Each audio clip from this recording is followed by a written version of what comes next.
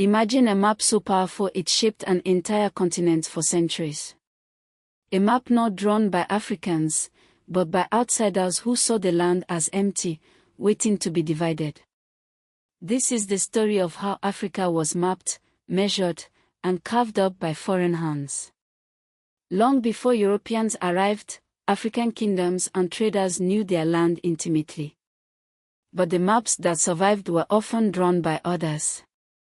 Ptolemy, the Greek scholar of the 2nd century, created one of the most influential maps of Africa. His work, rediscovered in Europe after the fall of Byzantium, became the blueprint for Renaissance explorers. Yet Africa was also mapped by medieval Islamic scholars and even Chinese cartographers. The Deming Huni II, a massive silk map from 1389, showed Africa with surprising accuracy. But everything changed when the Portuguese began charting the coast in the 15th century.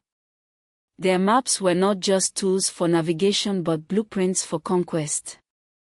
The Malindi Treaty of 1490 marked the beginning of European dominance on the East African coast.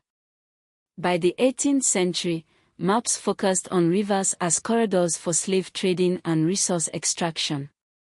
Then came the Berlin Conference of 1884–1885. In a room far from Africa, European powers drew lines on a map, dividing the continent without a single African voice present.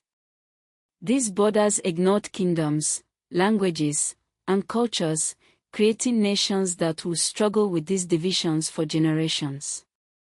In 1960, the Year of Africa, 17 countries gained independence, but the colonial borders remained. Today, Africa's 54 nations and over 1.3 billion people still live with the legacy of these maps. Rivers, roads, and even modern conflicts trace back to those lines drawn in ink and blood.